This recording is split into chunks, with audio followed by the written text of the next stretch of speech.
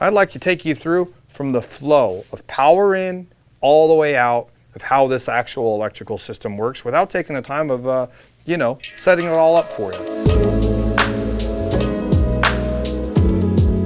This is a basic electrical system, and I'd like you just to take the fundamentals, take a deep breath. Let's start at the beginning with shore power. Now with shore power, we probably have 4 different ports that we will use on. We have a black, we have a white, and obviously we have the stainless steel marine version. These are 30 amp plugs for shore power. Now what does shore power mean to you? It means if you're plugging in from your house or at an RV park, they have a 30 amp plug. And that 30 amp plug, the power is gonna flow from this into your inverter. Now that's called 110 or 114 volt power, comes into this bad boy right here. Now what this thing does right here is it converts the 110, 114 into 12 volt. So it's gonna come right in here to your Lynx distributor. It's gonna flow through your Lynx BMS and then down in here to charge your batteries when you're plugged in from shore power. But before it does that, we actually are gonna use a breaker in between here and this unit. That's that little guy over there on the end. Okay, the little breaker right there is your breaker for this. Once it comes out of here, we're also going to take power from the batteries. We're going to send it into the Lynx power in.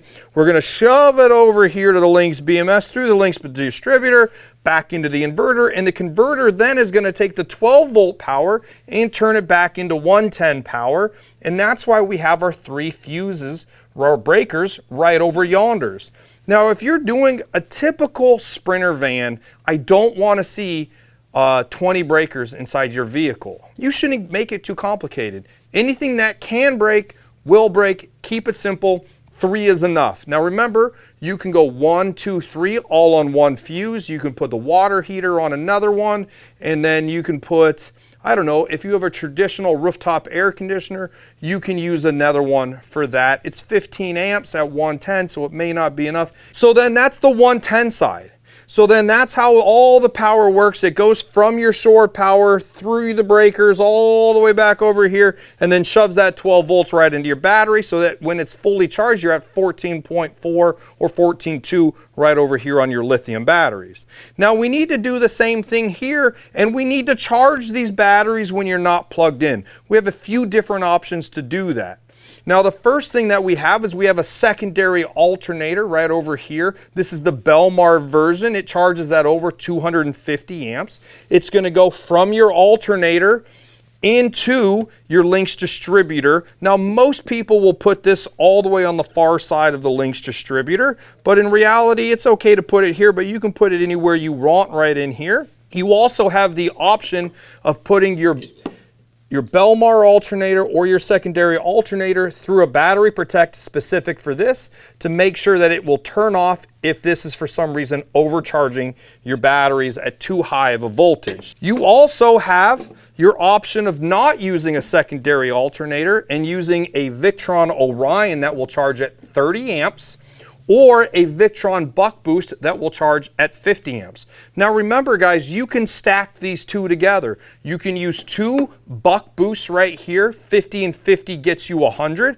You can use 2 Orions here, 30 and 30 gets you 60. Now remember, the Orion's gonna get hot, the Buck Boost isn't, but the Orion can be programmed on Bluetooth, and this guy needs a Windows computer, which as you know, sucks because I'm guessing most of you guys out there are Apple people, just like myself. I've got no idea how to use a regular PC. Now you also can use an MPPT 150 or 30 to charge off solar panels in your rig. So now we've got DC charging, MPPT charging, all coming right in here to your Lynx distributor. Everything's being monitored on your Lynx BMS.